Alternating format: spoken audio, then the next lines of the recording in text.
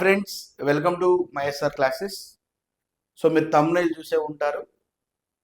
Sub ఇన్స్పెక్టర్కి సంబంధించి previous క్వశ్చన్స్ని explain చేయబోతున్నాం ఈ వీడియో. సో రానున్నటువంటి రోజుల్లో ఇటు ఎస్ఐ కానిస్టేబుల్ నోటిఫికేషన్, అటు టీజీపీఎస్సీ కానివ్వండి, ఇటు ఏపీపీఎస్సీ కానివ్వండి, నోటిఫికేషన్ వస్తుంది కాబట్టి దాన్ని దృష్టిలో పెట్టుకొని మన యూట్యూబ్ ఛానల్లో సో ప్రీవియస్ వీడియోస్ అన్నిటిని కూడా ఎక్స్ప్లెయిన్ చేస్తూ ఉన్నాం. ఇవే కాదు, చాలా వీడియోస్ని ఎక్స్ప్లెయిన్ చేసాం. క్వశ్చన్ ఆఫ్ ది డే అని కూడా చెప్పేసి కూడా రోజుకు ఒక క్వశ్చన్ని మనం ఎక్స్ప్లెయిన్ చేస్తూ ఉన్నాం. సో మీరు నా ఛానల్ని ఫాలో అవ్వండి, లైక్ చేయండి. లైక్ చేస్తేనే చాలామందికి రీచ్ అవుతూ ఉంటుంది. సో మీ ఫ్రెండ్స్ అందరికి కూడా దీన్ని ఫార్వర్డ్ చేయండి. ఇదే ఇన్ఫర్మేషన్ మనం మైఎస్ఆర్ క్లాసెస్ అనేటువంటి ఇన్స్టాగ్రామ్లో కూడా పోస్ట్ చేస్తున్నాం. ఓకేనా? అక్కడ మనకి సేమ్ ఇక్కడ ఇదే ప్లాట్ఫామ్లో అక్కడ కూడా మనకి వీడియోస్ లభిస్తూ ఉంటాయి. దాన్ని కూడా మీరు వెళ్ళి చూసే ప్రయత్నం చేయండి. సో మనకి ఇండియన్ హిస్టరీకి సంబంధించి ప్రీవియస్లో అడిగినటువంటి క్వశ్చన్స్ చూసుకున్నట్లయితే మనకి ఎస్ఐ అండ్ కానిస్టేబుల్ సంబంధించి మనం క్వశ్చన్స్ ఎలా ఇస్తున్నాడు అనేది చూద్దాం. ఎందుకంటే ప్రీవియస్ క్వశ్చన్స్ మనం చేయడం వల్ల మనకు ప్రాక్టీస్ బాగా అవుతూ ఉంటుంది. అంతేకాకుండా రానున్నటువంటి రోజుల్లో ఎగ్జామ్ క్వశ్చన్ ఎలా ఫామ్ అవుతుందో కూడా మనం గెస్ చేయవచ్చు. సో నేను క్లాస్ చెప్పేటప్పుడు మీకు ఎవరికైనా ఆన్సర్ తెలిస్తే కామెంట్ చేయండి. దానివల్ల మీకు ప్రాక్టీస్ అవుతూ ఉంటుంది. నేను క్వశ్చన్ని ఎక్స్ప్లెయిన్ చేసే ప్రయత్నం చేద్దాం. 1 by 1గా దాదాపు ఒక 15 క్వశ్చన్స్, టాప్ 15 క్వశ్చన్స్ నేను తీసుకోవడం జరిగింది. క్వశ్చన్ నెంబర్ 1 ఏమన్నాడు? భారత జాతీయ కాంగ్రెస్ మొదటి సమావేశంలో ఎంతమంది ప్రతినిధులు పాల్గొన్నారు అని అడిగాడు. Option 1 70, option 2 110, option 3 72, option 4 90. Answer వచ్చేసి 72 అన్నమాట. అయితే ఇక్కడ ఇండియన్ నేషనల్ కాంగ్రెస్, భారత జాతీయ కాంగ్రెస్ని 1885లో డిసెంబర్ 28న ఎక్కడ స్టార్ట్ చేశారు సార్ అంటే బాంబేలో స్టార్ట్ చేశారు. ఎవరు స్టార్ట్ చేశారు? ఏవో హ్యూమ్ అనేటువంటి వ్యక్తి. ఎవరండి? ఏవో హ్యూమ్ అనేటువంటి వ్యక్తి ఈ ఇండియన్ నేషనల్ కాంగ్రెస్ని స్థాపించడం జరిగింది. దీనికి మొట్టమొదటి సమావేశానికి అధ్యక్షుడు ఎవరు సార్ అంటే డబ్ల్యూసి బెనర్జీ.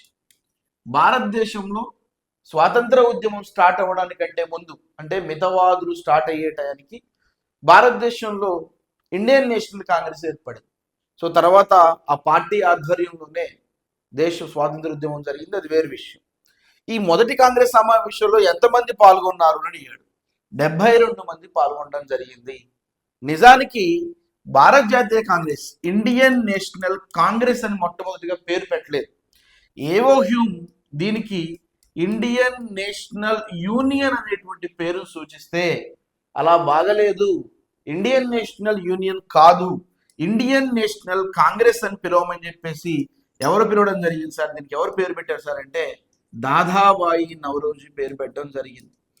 సో ఒక క్వశ్చన్ వస్తే దానికి సంబంధించి రిలేటెడ్గా మనకి తెలవాలి. అప్పుడే మన ప్రాక్టీస్ చాలా స్పీడ్గా ఉన్నట్టుగా అర్థం, మన ప్రిపరేషన్ కూడా ఒక వేలో వెళ్తుందని అర్థం.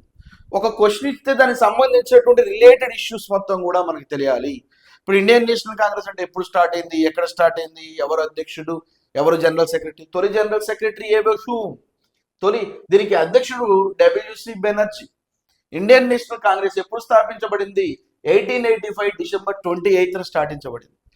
సో ఇలా రిలేటెడ్గా మనకి క్వశ్చన్స్ మనం ఎక్స్ప్లెయిన్ చేస్తున్నామంటే ఏదో డైరెక్ట్గా ఆన్సర్ చెప్పకుండా దాని రిలేటెడ్గా తెలుసుకునే ప్రయత్నం చేయాలి. సో మీరు క్లాస్ వినేటప్పుడు షార్ట్ నోట్స్లో ఈ ఇన్ఫర్మేషన్ రాసుకున్నారనుకోండి, రానున్న రోజుల్లో వీటి నుంచి బిట్టుబడేటువంటి అవకాశం ఉంది.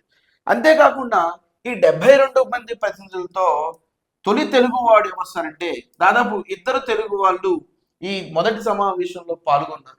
ఎవరు సార్ అంటే ఒకటి పి ఆనందాచార్యులు. ఎవరండి? పి ఆనందాచార్యులు. రెండోది మనకి పి ఆనందాచార్యులు మించే ప్రీవియస్లో మనకి నెంబర్ ఆఫ్ టైమ్స్ ప్రశ్న అడిగాడు కాబట్టి గుత్తై కేశవ రెండవ పర్సన్, గుత్తై కేశవ పిల్లై అనేటువంటి రెండవ వ్యక్తి, రెండవ ఆంధ్రుడు మొదటి సమావేశంలో పాల్గొన్నాడు. సో మొదటి భారత జాతీయ కాంగ్రెస్ సమావేశంలో పాల్గొన్న తెలుగు వాళ్ళు ఎవరిని అడిగితే పి ఆనందాచార్యులు గుర్తుపెట్టుకోండి, కేశవ పిల్లైని గుర్తుపెట్టుకోండి. సో ఇది క్వశ్చన్ నెంబర్ 1కి సంబంధించింది. ఓకేనా? సో క్వశ్చన్ నెంబర్ 2ని చూసే ప్రయత్నం చేద్దాం. ఏమన్నాడు question number 2? Most and most important. చూడండి క్వశ్చన్ నెంబర్ 2ను ఒకసారి మనం చూసుకున్నట్లయితే, ఈ కింది వాక్యాలను పరిశీలించండి అన్నాడు. ఏంటివి? కమ్యూనల్ అవార్డును రామ్సే మెక్డొనాల్డ్ 1932లో ప్రకటించాడు అని చెప్పాడు. ఆప్షన్ బి, పూనా ఒప్పందాన్ని కమ్యూనల్ అవార్డుకు సవరణగా ప్రభుత్వం ఆమోదించింది అన్నాడు. ఏమిచ్చాడు? ఈ పై వాక్యాల్లో ఏవి సరైనవి అని అడిగాడు. ఆప్షన్ 1 చూసుకున్నట్లయితే ఏ మాత్రమే, ఆప్షన్ 2 చూసుకున్నట్లయితే బి మాత్రమే, ఆప్షన్ 3 చూసుకున్నట్లయితే ఏ మరియు బి రెండు సరైనవి, ఆప్షన్ 4 ఏవి సరైనవి కాదు అని చెప్పేసి 4 ఏది కాదని చెప్పేసి మనకు క్వశ్చన్ ఫామ్ చేశాడు. ఒకసారి చూద్దాం. కమ్యూనల్ అవార్డును రామ్సే మెక్డొనాల్డ్ 1932లో ప్రకటించాడు. కరెక్టే. ఎందుకు అంటే రెండవ రౌండ్ టేబుల్ సమావేశం జరుగుతున్నప్పుడు రామ్సే మెక్డొనాల్డ్ ఆనాడున్నటువంటి బ్రిటిష్ ప్రధాని ఏం చేశాడు సార్ అంటే, ఈ యొక్క రెండవ మీటింగ్ జరుగుతున్నప్పుడు కమ్యూనల్ అవార్డు అనే దాన్ని తీసుకొచ్చాడు. కమ్యూనల్ అవార్డు ఏం చెప్తుంది సార్ అంటే, ఎవరైతే అనగారినటువంటి వ్యక్తులు ఉన్నారో భారతదేశంలో వాళ్ళకి 71 ప్రత్యేక నియోజకవర్గాలను కల్పిస్తున్నట్లుగా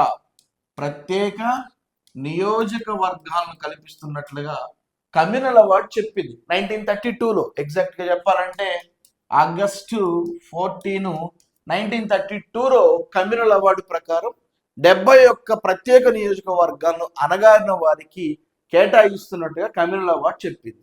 దీన్ని సపోర్ట్ చేసినటువంటి వ్యక్తి ఎవరు సార్ అంటే, రెండవ రౌండ్ టేబుల్ సమావేశంలో అంబేద్కర్ చేశాడు. దీన్ని వ్యతిరేకించినటువంటి వ్యక్తి ఎవరు సార్ అంటే గాంధీజీ. సో 1932లో అయితే రామ్సే మెక్డొనాల్డ్ కమ్యూనల్ అవార్డుని ప్రకటించాడు. నేను కమ్యూనల్ అవార్డు అంటే ఏంటో చెప్తున్నాను. ఎప్పుడైతే గాంధీజీకి అంబేద్కర్కి ఇక్కడ భేదం వచ్చి గాంధీజీ ఏం చేస్తాడు సార్ అంటే, రెండవ రౌండ్ టేబుల్ సమావేశాన్ని అర్ధంతరంగా బహిష్కరించి భారత్కు వస్తాడు. ఎప్పుడైతే భారతదేశానికి వచ్చాడో, భారతదేశానికి వచ్చిన తర్వాత 1932 సెప్టెంబర్ 20వ తారీఖున, ఓకేనా, సెప్టెంబర్ 20వ తారీఖున గాంధీజీని పూనాలోని ఎరవాడ జైల్లోకి వేస్తారు.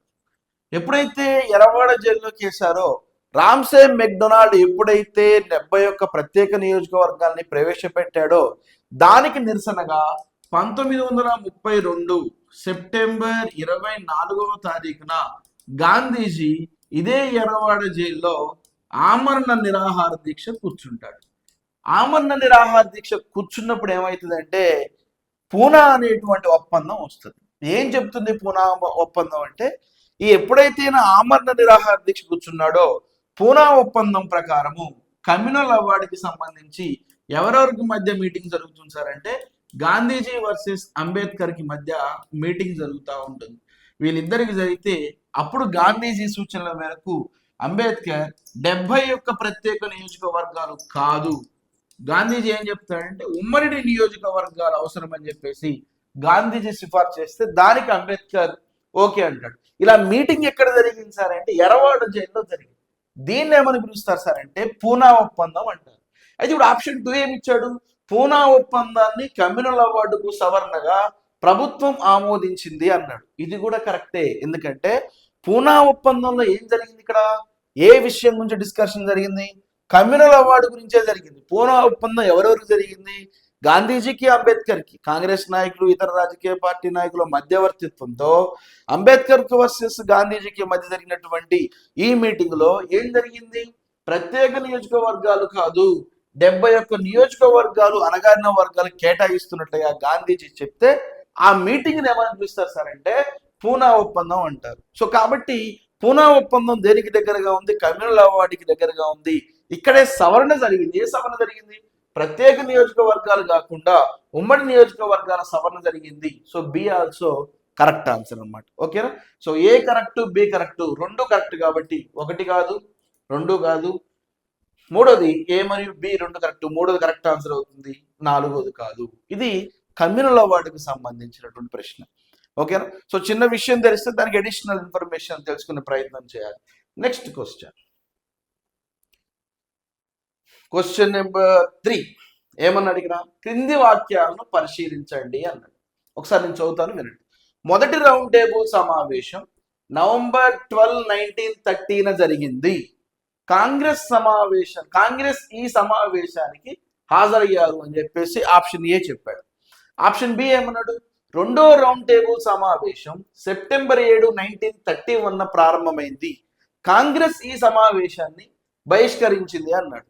పై వాక్యాల్లో ఏవి సరైనవో చెప్పమన్నాడు. ఒకసారి ఏవి సరైనో చూద్దాం. ఏంటి అసలు మొదటి రౌండ్ టేబుల్స్ మీ అందరికీ తెలుసు, భారతదేశంలో మొత్తము రౌండ్ టేబుల్ సమావేశాలకి సంబంధించి ఎన్ని రౌండ్ టేబుల్ సమావేశాలు జరిగినాయి? లండన్ లో 3 రౌండ్ టేబుల్ సమావేశాలు జరిగినాయి. మొదటి రౌండ్ టేబుల్ సమావేశం నవంబర్ 12, 1930 జరిగింది. కరెక్టే ఇది. కాకపోతే కాంగ్రెస్ ఈ సమావేశానికి హాజరయ్యారు అని రాశారు. కాంగ్రెస్ ఈ సమావేశానికి హాజరు కాలేదు. కాంగ్రెస్ మొదటి రౌండ్ టేబుల్ సమావేశాన్ని బహిష్కరించింది. ఇక్కడ వీడు ఏమన్నాడు, హాజరయ్యారు అన్నాడు, కాబట్టి ఇది రాంగ్ ఆన్సర్ అవుతుంది. నెక్స్ట్ రెండో రౌండ్ టేబుల్ సమావేశం సెప్టెంబర్ 7, 1931 ప్రారంభమైంది. కరెక్టే.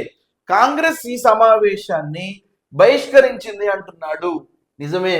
భారతదేశంలో గాంధీజీ ఇక్కడి నుంచి బయలుదేరి రెండో రౌండ్ టేబుల్ సమావేశాలకి వెళ్ళిన తర్వాత రెండో రౌండ్ టేబుల్ సమావేశంలో కమ్యూనల్ అవార్డ్, ఏ అవార్డు అండి? కమ్యూనల్ అవార్డులో భాగంగా గాంధీజీ అంబేద్కర్ తో విభేదించి అర్ధాంతరంగా రెండో రౌండ్ టేబుల్ సమావేశాన్ని బహిష్కరించాడు.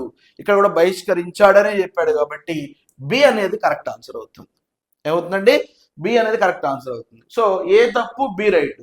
ఏ కాదండి, బి మాత్రమే ఆన్సర్. 2 అనేది కరెక్ట్ ఆన్సర్ అవుతుంది. 3 కాదు, 4 కాదు. ఓకేనా? సో కాబట్టి ఎప్పుడైతే రౌండ్ టేబుల్ సమావేశం దాని గురించి ఇన్ఫర్మేషన్ తెలవాలన్నమాట. ఓకేనా? రెండో రౌండ్ టేబుల్ సమావేశానికి కాంగ్రెస్ పార్టీ హాజరైంది కానీ దాన్ని బహిష్కరించింది. వాడు అదే చెప్తున్నాడు. సో కరెక్ట్ ఆన్సర్ అవుతుంది సార్ అంటే బి అవుతావు. నెక్స్ట్ క్వశ్చన్ నెంబర్ 4 చూడండి. క్రింది వాటిని సరైనటువంటి కాలానుక్రమంగా అమర్చండి అన్నాడు. క్రొనలాజికల్ ఆర్డర్లో క్వశ్చన్ అడిగాడు, అంటే వరుస క్రమంలో పెట్టండి అన్నట్టు. అసలు ముందు చూద్దాం. ఏ హోమ్ రూల్ లీగ్ ఏర్పాటు. బి తిలక్ మాండేలే 6 సంవత్సరాలు జైలు శిక్ష విధించబడింది. సి శాన్ ఫ్రాన్సిస్కోలో గదర్ పార్టీని ఏర్పాటు చేశారు. డి చంపారన్ సత్యాగ్రహం అన్నాడు. అంటే మనకి క్రొనలాజికల్ ఆర్డర్ తెలవాలి అంటే మనకి ఏం తెలవాలి సార్ అంటే ఇయర్స్ తెలవాలి. ఎప్పుడైతే క్రొనలాజికల్ ఆర్డర్ ఎప్పుడైతే ఇంపార్టెంట్ సార్ అంటే ఇయర్స్ ఎప్పుడైతే తెలుస్తుందో అప్పుడు నీకు ఆన్సర్ ఐడెంటిఫై అవుతుంది. హోమ్ రూల్ లీగ్ ఎప్పుడు ఏర్పడింది? 1916లో ఏర్పడింది. బి తిలక్ మాండేలే జైల్లో 6 సంవత్సరాల పాటు కఠిన కారాగార శిక్ష వేశారు. తిలక్ ఎప్పుడు వేశారు? 1908లో తిలక్ని జైల్లో వేశారు. నెక్స్ట్ యుఎస్ లో మనకి శాన్ ఫ్రాన్సిస్కోలో ఏ పార్టీని ఏర్పాటు చేశారు? గదర్ పార్టీని. ఎప్పుడు ఏర్పాటు చేశారు? 1913లో గదర్ పార్టీని ఏర్పాటు చేశారు. డి గాంధీజీ చంపారన్ సత్యాగ్రహం, రైతుల కోసం గాంధీజీ తొలి సత్యాగ్రహం చేశాడు భారత్లో. ఏ సంవత్సరంలో చేశాడు? 1917లో చేశాడు.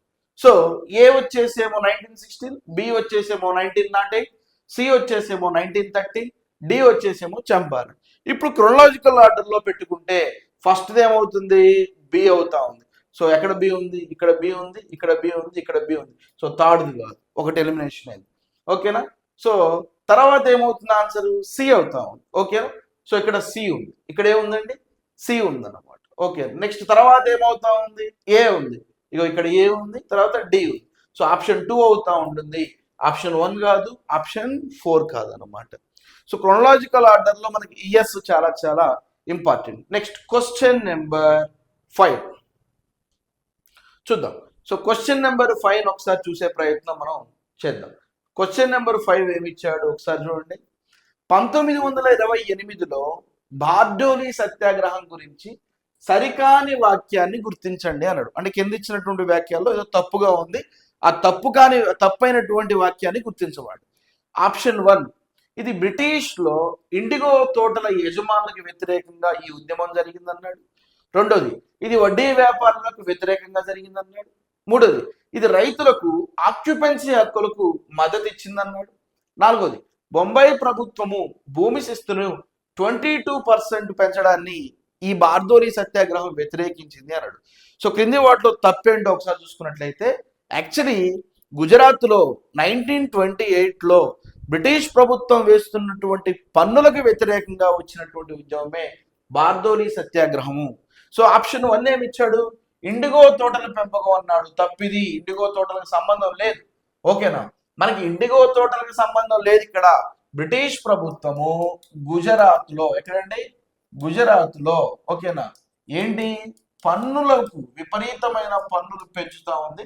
దానికి వ్యతిరేకంగా వచ్చినటువంటి ఉద్యమమే 1928 బార్దోలి సత్యాగ్రహము.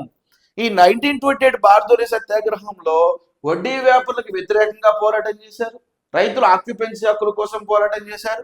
బొంబాయి రాష్ట్రంలో విధించినటువంటి భూమి ఏదైతే భూమి శిస్తుందో 22% పెంచితే దాన్ని కూడా వ్యతిరేకించింది. సో దీంట్లో తప్పేది ఉంది, ఆప్షన్ 1 తప్పుగా ఉంది. 2 కరెక్టే, 3 కరెక్టే, 4 కరెక్టే.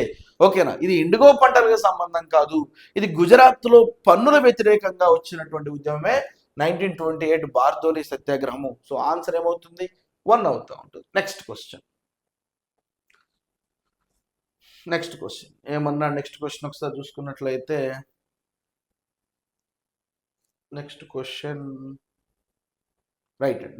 Question number 6. మహాత్మా గాంధీ లండన్లో కింది ఏ రౌండ్ టేబుల్ సమావేశానికి హాజరయ్యాడు అని. సో భారతదేశంలో మీ అందరికీ తెలుసు 3 రౌండ్ టేబుల్ సమావేశాలు జరిగినాయి. ఎప్పుడైతే సైమన్ గో బ్యాక్ అనే నినాదం జరిగిందో తర్వాత ఆనాడు ఉన్నటువంటి బ్రిటన్ ప్రధాని ఇక్కడ ఉన్నటువంటి ఇర్విన్ కి ఏం చెప్పాడంటే రౌండ్ టేబుల్ సమావేశాలు ఏర్పాటు చేయమని చెప్పాడు. అట్లా భారతదేశం నుంచి లండన్ లో రౌండ్ టేబుల్ సమావేశాలు మొత్తం ఎన్ని జరిగాయి సార్ అంటే 3 రౌండ్ టేబుల్ సమావేశాలు జరిగాయి. ఈ మూడిట్లో మహాత్మా గాంధీ ఏ రౌండ్ టేబుల్ సమావేశానికి హాజరయ్యాడు అన్నాడు. ఓకేనా, ఆప్షన్ 1 మొదటి మరియు రెండో రౌండ్ టేబుల్ సమావేశానికి, ఆప్షన్ 2 రెండవ రౌండ్ టేబుల్ సమావేశం మాత్రమే, ఆప్షన్ 3 రెండవ మరియు మూడవ రౌండ్ టేబుల్ సమావేశాలు, ఆప్షన్ 4 కేవలం మూడవ రౌండ్ టేబుల్ సమావేశం అని చెప్పేసి ఆన్సర్ ఇచ్చాడు. నిజానికి గాంధీజీ 3 రౌండ్ టేబుల్ సమావేశంలో కేవలం రెండవ రౌండ్ టేబుల్ సమావేశానికి మాత్రమే హాజరయ్యాడు. ఒకటవ దానికి కాలేదు, మూడవ దానికి కాలేదు. రెండవ దానికి కూడా హాజరైన తర్వాత అక్కడ రామ్సే మెక్డొనాల్డ్ ఏం చేశాడు సార్ అంటే కమ్యూనల్ అవార్డు అనేటువంటి కమ్యూనల్ అవార్డుని తీసుకొచ్చి అనగారినటువంటి ప్రజలకి 71 ప్రత్యేక నియోజకవర్గాలు ఇస్తున్నామని చెప్పగానే దాన్ని వ్యతిరేకించినటువంటి గాంధీజీ రెండవ రౌండ్ టేబుల్ సమావేశాన్ని అర్ధంతరంగా బహిష్కరించి బయటికి రావడం జరిగింది. ఓకేనా, సో కాబట్టి ఈయన ఈ హాజరైనటువంటి ఏకైక రౌండ్ టేబుల్ సమావేశం రెండవ రౌండ్ టేబుల్ సమావేశం మాత్రమే. So answer 1 wrong, 3 wrong, 4 wrong. So answer ఏమవుతుంది 2 అవుతుంది, కేవలం రెండవ రౌండ్ టేబుల్ సమావేశం. సరే, సమావేశం జరగడానికి సక్సెస్ కాలే, సమావేశం అర్ధాంతరంగా సమావేశాన్ని బహిష్కరించి వచ్చింది. ఇది క్వశ్చన్ నెంబర్ 6 అనమాట. నెక్స్ట్ క్వశ్చన్ నెంబర్ 7 చూద్దాం. సో చాలా ఇంపార్టెంట్. క్వశ్చన్ నెంబర్ 7 అంటే ఈ క్రింది దేనికి ప్రతిస్పందనగా రవీంద్రనాథ్ ఠాగూర్ తన నైట్హుడ్ అనేటువంటి బిరుదు త్యజించాడు అన్నాడు.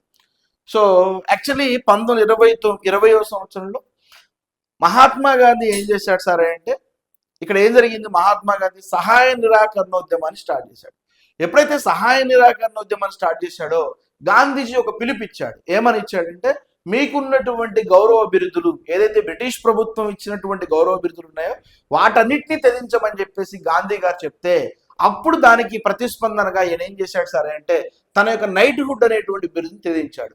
అయితే ఏ సంఘటన అతనికి బాధను కలిగించిందో ఆ సంఘటన ఆధారంగా తన యొక్క నైట్హుడ్ అనేటువంటి బిరుదుని త్యజించాడు. ఎవరైనా రవీంద్రనాథ్ ఠాగూర్. ఏంటిది అది, ఆప్షన్ 1 బెంగాల్ విభజన జరిగినందుక, ఆప్షన్ 2 జలియన్ వాలాబాగ్ ఊచకోత జరిగినందుక, ఆప్షన్ 3 చౌరా సంఘటన జరిగినందుక, ఆప్షన్ 4 భగత్ సింగ్ ని సుఖ్దేవ్ ని రాజ్గురుని ఉరిశిక్ష వేసినందుక.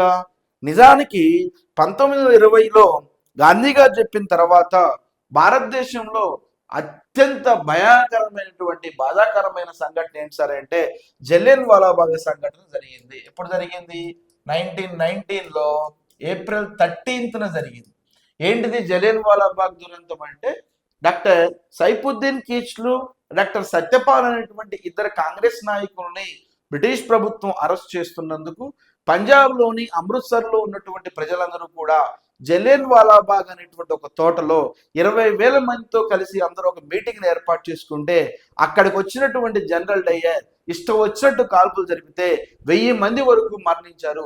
ఇది ప్రపంచంలోనే అత్యంత బాధాకరమైన సంఘటన.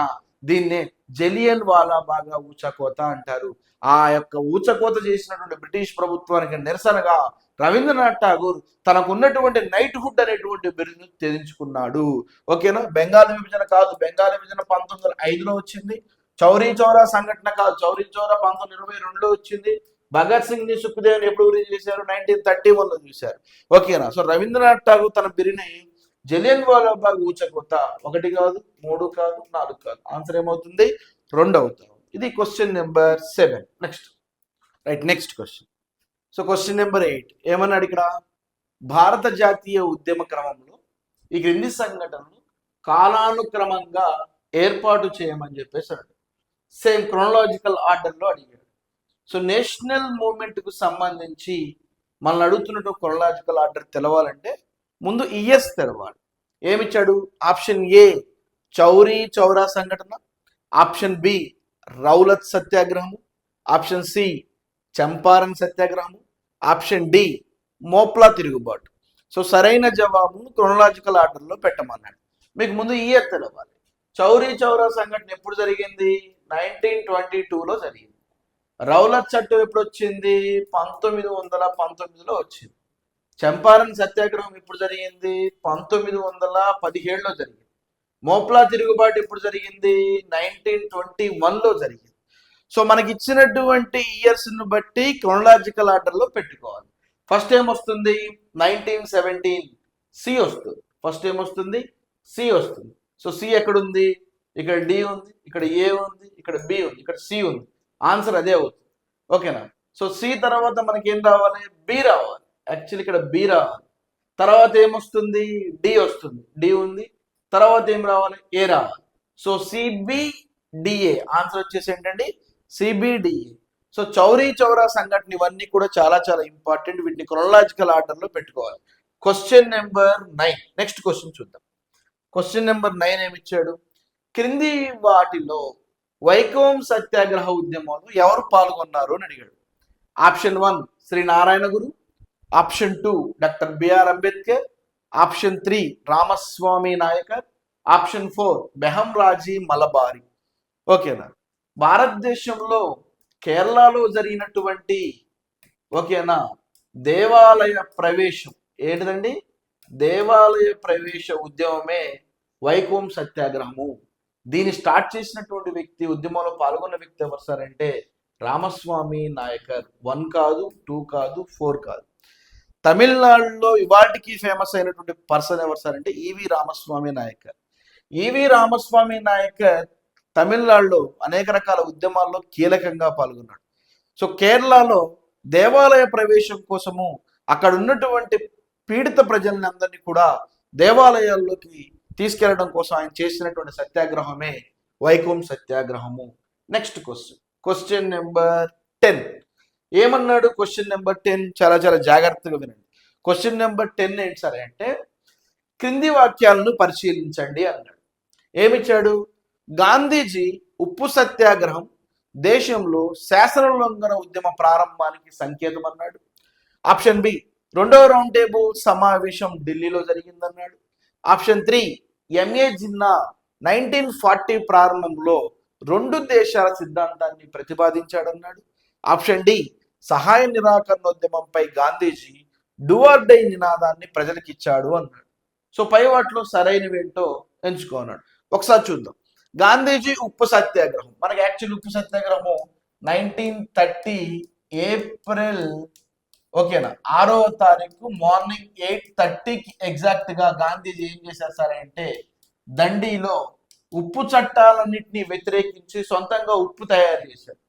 సో ఈ ఉప్పు చట్టాల తయారీలో ఏదైతే కీలకంగా ఉన్నాడో ఆ ఉప్పు సత్యాగ్రహంలోనే గాంధీజీ తీసుకొచ్చినటువంటి రెండవ ఇంపార్టెంట్ అయినటువంటి ఉద్యమం ఏంటి సార్ అంటే శాసనోల్లంఘన ఉద్యమము. సో ఉప్పు సత్యాగ్రహంతోనే శాసన ఉల్లంఘన ఉద్యమం స్టార్ట్ అయిందంటున్నాడు కాబట్టి అది correct answer. A is correct. Next B 2వ రౌండ్ టేబుల్ సమావేశం ఢిల్లీలో జరిగింది అంటున్నాడు. యాక్చువల్లీ రెండవ రౌండ్ టేబుల్ సమావేశమైనా, మూడవదైనా, ఒకటవదైనా ఈ రౌండ్ టేబుల్ సమావేశం మొత్తం కూడా ఎక్కడ జరిగేశారంటే లండన్ లో మాత్రమే జరిగాయి. వాడు ఢిల్లీ అని ఇచ్చాడు, రాంగ్ ఆన్సర్. ఒకవేళ రెండో రౌండ్ టేబుల్ సమావేశానికి హాజరైంది ఎవరు? గాంధీజీ, అది వేరు విషయం. ఓకేనా. మూడోది M A Jinnah, Mohammad Ali Jinnah 1940s starting లో రెండు దేశాల సిద్ధాంతాన్ని తీసుకొచ్చాడు. ఏంటిది? పాకిస్తాన్ ప్లస్ ఇండియా అనేటువంటి సిద్ధాంతాన్ని ప్రతిపాదించాడు. ఓకే, ఎందుకంటే ముస్లిం లీగ్ తర్వాత ఏం చేసింది ప్రత్యేక దేశం కోసం పోరాడింది, చిట్ట చివరికి పాకిస్తాన్ సాధించింది. So M A Jinnah is also correct answer. Next D, సహాయ నిరాకరణోద్యమంలో గాంధీజీ డూ ఆర్ డై నినాదం ఇచ్చాడు. సహాయ నిరాకరణ ఉద్యమంలో డూ ఆర్ డై నినాదం ఇవ్వలేదు. గాంధీజీ క్విట్ ఇండియా ఉద్యమం, ఏ ఉద్యమం అండి? క్విట్ ఇండియా ఉద్యమం ఎప్పుడు జరిగింది? 1942 ఆగస్టు 8వ తారీఖున జరిగింది. కాబట్టి ఓకేనా, క్విట్ ఇండియా ఉద్యమంలో గాంధీజీ డూ ఆర్ డై నినాదాన్ని ఇచ్చాడు, అంతే తప్ప సహాయ నిరాకరణ ఉద్యమంలో కాదు. డి అనేది రాంగ్. సో ఆన్సర్ ఏది కరెక్ట్? ఇప్పుడు ఏ కరెక్ట్, సి కరెక్ట్. ఎక్కడుంది? ఇది కాదు, ఇది కాదు, ఇది కాదు. ఆన్సర్ ఏమవుతుంది? 3, ఏ మరియు సి మాత్రమే కరెక్ట్ అనమాట. సో ఇచ్చినటువంటి ప్రశ్న చాలా కూలంకషంగా చదివే ప్రయత్నం చేయండి, తర్వాతనే మీకు క్వశ్చన్ అనేది అర్థమవుతూ ఉంటుంది. నెక్స్ట్ క్వశ్చన్, టిప్పు సుల్తాన్కి సంబంధించి క్రింది వాటిలో సరైనవి ఏంటి అని అడిగాడు. ఓకేనా, మనకి టిప్పు సుల్తాన్ అనగానే ఏం గుర్తు రావాలి? మైసూర్ గుర్తొస్తుంది. ఏం గుర్తొస్తుందండి? మైసూర్. ఈ ఆంగ్లేయులకి మైసూర్ సంబంధించి మొత్తం ఎన్ని యుద్ధాలు జరిగినాయి? ఆంగ్లో మైసూర్ యుద్ధాలు మొత్తం 4 జరిగినాయి. ఇవి గుర్తు రావాలి మనకి. ఓకేనా, దాంట్లో కీలకంగా ఉన్నటువంటి వ్యక్తి ఎవరు? హైదర్ అలీ. ఎవరండి? హైదర్ అలీ. తర్వాత కొడుకు ఎవరు వచ్చారు? టిప్పు సుల్తాన్ వచ్చాడు. ఎవరు వచ్చారండి? టిప్పు సుల్తాన్ వచ్చాడు. సో ప్రశ్న ఏమన్నాడు ఒకసారి చూద్దాం. యాక్చువల్లీ టిప్పు సుల్తాన్ 1792లో మైసూర్ రాజ్యానికి రాజయ్యాడని ఇచ్చాడు. ఆప్షన్ బి, 1799లో తన రాజధాని సెరింగపట్నంని రక్షించుకుంటూ ఆ 1799లో అతను మరణించాడు అని అన్నాడు. సో దీంట్లో కరెక్ట్ ఏందో చూద్దాం. ఏంటిది? 1792లో మైసూర్కు 1792లో కాలేదు ఆయన, 1782లో రెండవ ఆంగ్లో మైసూర్ యుద్ధం జరుగుతున్నప్పుడు తన తండ్రి హైదర్ అలీ క్యాన్సర్ వ్యాధి వచ్చి మరణించినప్పుడు 1782లో మైసూర్ ప్రాంతానికి రాజైనటువంటి వ్యక్తి ఎవరు సార్ అంటే టిప్పు సుల్తాన్. ఇక్కడ 1792 ఇచ్చాడు, బట్ 1782లో వచ్చాడు కాబట్టి ఏ అనేది రాంగ్. నెక్స్ట్ బి, ఇతను 1799లో తన రాజధానిని సెరింగపట్నాన్ని కాపాడుకుంటూ మరణించాడు అని ఉంది. నిజానికి ఆంగ్లో మైసూర్ యుద్ధంలో 4వ ఆంగ్లో మైసూర్ యుద్ధం జరిగినప్పుడు 1799లో టిప్పు సుల్తాన్లు ఆంగ్లేయులు చంపేస్తారు. సో ఎప్పుడు చనిపోయాడు? 1799లో చనిపోయాడు. So 99 is correct answer. ఏంటి సార్? బి అనేది కరెక్ట్ ఆన్సర్. ఓకేనా. సో ఏ మాత్రమే కాదు, ఏ మరియు బి కాదు, ఏ లేదా బి కాదు, ఆన్సర్ బి మాత్రమే correct answer.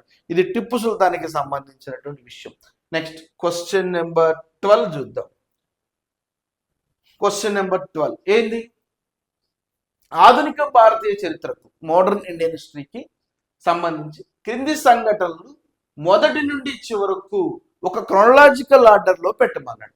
Option A Jallianwala వాలాబాగ్, ఆప్షన్ బి గాంధీజీ సహాయ నిరాకరణ ఉద్యమాన్ని ఉపసంహరించుకున్నాడు, ఆప్షన్ సి చౌరీ చౌరా అనేటువంటి సంఘటన. ఓకేనా. నిజానికి జలియన్ వాలాబాగ్ ఎప్పుడు వచ్చింది? 1919లో వచ్చింది. గాంధీజీ సహాయ నిరాకరణ ఉద్యమాన్ని ఎప్పుడు ఎండ్ చేశాడు? 1922లో. చౌరీ చౌరా సంఘటన ఎప్పుడు జరిగింది? 1922లో. సో రెండు చోట్ల కూడా 1922 ఉంది కదా. ఇలాంటి ప్రశ్న వచ్చినప్పుడు మనం ఎలా అర్థం చేసుకోవాలంటే, భారతదేశంలో గాంధీజీ స్టార్ట్ చేసినటువంటి సహాయ నిరాకరణ ఉద్యమం ఏదైతే ఉందో ఆ సహాయ నిరాకరణ ఉద్యమంలో నడుస్తా ఉన్నప్పుడు 1922 ఫిబ్రవరి 5వ తారీఖున ఉత్తరప్రదేశ్లోని గోరఖ్పూర్ జిల్లాలో ఉన్నటువంటి చౌరీ చౌరా అనేటువంటి గ్రామంలో పోలీస్ స్టేషన్ పై గ్రామస్తులు దాడి చేసి 22 మంది పోలీసులను చంపిన సంఘటన గుర్తు రావాలి. ఎప్పుడైతే ఈ సంఘటన జరిగిందో తరువాత రోజు, మరుసటి రోజు గాంధీజీ అర్ధాంతరంగా సహాయ నిరాకరణ ఉద్యమాన్ని నిలిపివేశాడు అనేది 1920 నుంచి 22 మధ్య కాలంలో సహాయ నిరాకరణ ఉద్యమం చాప్టర్ చదివితే నీకు అర్థమవుతా ఉంటుంది. అంటే దీన్ని బట్టి మనం ఏం అర్థం చేసుకోవచ్చు? చౌరీ చౌరా సంఘటన జరిగిన తర్వాతనే గాంధీజీ సహాయ నిరాకరణోద్యమాన్ని నిలిపివేశాడు. అదే చౌరీ చౌరా సంఘటన జరగకపోతే గాంధీజీ సహాయ నిరాకరణోద్యమాన్ని నిలిపివేయడు. ఈ సంఘటన జరిగింది కాబట్టి దాన్ని అన్నాడు కాబట్టి ఇప్పుడు మనం ఆర్డర్ తీసుకోవాలి. ఫస్ట్ ఆర్డర్ ఏమవుతుంది? 1919 అవుతుంది. తర్వాత ఏమవుతుంది? సి అవుతాం. ఫస్ట్ ఏ అవుతుంది, 2 సి అవుతుంది, 3 బి అవుతాం. ఎందుకంటే సంఘటన జరిగిన తర్వాత కాబట్టి ఏసిబి. ఇది కాదు, ఇది కాదు, ఇది కాదు. ఆన్సర్ ఏమవుతుంది? ఒకటోది A C B is the correct answer. ఓకేనా? క్వశ్చన్ నెంబర్ 13 చూద్దాం ఒకసారి. క్వశ్చన్ నెంబర్ 13 ఒకసారి చూసుకున్నట్లయితే, మహాత్మా గాంధీ ఆగస్టు 15, 1947 దేశానికి స్వతంత్రం వచ్చినప్పుడు మహాత్మా గాంధీ అసలు ఏం చేశాడు, ఎక్కడున్నాడు ప్రశ్న అడిగాడు. ఓకేనా? ఆప్షన్ ఏ, గాంధీజీ ఢిల్లీలో ఉన్నారు కానీ జెండా ఎగురవేత కార్యక్రమంలో పాల్గొనలేదు అన్నాడు. ఆప్షన్ బి, గాంధీజీ కలకత్తాలో ఉన్నాడు మరి అక్కడ జెండా ఎగురవేత కార్యక్రమంలో పాల్గొన్నారు అన్నాడు. ఆప్షన్ సి, గాంధీజీ కలకత్తాలో ఉన్నప్పటికీ కూడా జెండా ఎగురవేత కార్యక్రమంలో పాల్గొనలేదు అన్నాడు.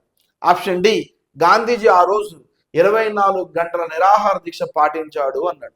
సో సరైన సమాధానాన్ని ఎంచుకోమన్నాడు. భారతదేశానికి స్వతంత్రం వచ్చిన తొలినాళ్ళల్లో లేదా తొలి రోజుల్లో ఏం జరిగింది సార్ అంటే, నిజానికి ఆప్షన్ ఏ, గాంధీజీ ఢిల్లీలో లేడు. ఆ టైంకి గాంధీజీ ఎక్కడ ఉన్నాడు? స్వతంత్రం వచ్చిన రోజు గాంధీజీ కలకత్తాలో ఉన్నాడు. సో ఆప్షన్ ఏ అనేది రాంగ్. ఓకేనా? బి, గాంధీజీ కలకత్తాలో ఉన్నాడు, కరెక్ట్ ఆన్సర్.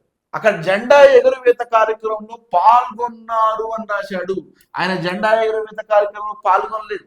దేశానికి స్వతంత్రం వచ్చిన రోజు గాంధీజీ గారు కలకత్తాలో ఉండి జెండా ఎగురవేసే కార్యక్రమానికి ఎక్కడ జెండా ఎగురవేసినా అక్కడికి పోకుండా 24 గంటల పాటు మౌన దీక్ష, నిరాహార దీక్ష చేశాడు. ఎందుకంటే దేశం స్వతంత్రం రావడం కాదు, ఒక పార్ట్ మొత్తం మంది కాకుండా వెళ్ళిపోయింది, పాకిస్తాన్ విడిపోయిందనే బాధతో 24 గంటల పాటు నిరాహార దీక్ష చేశాడు.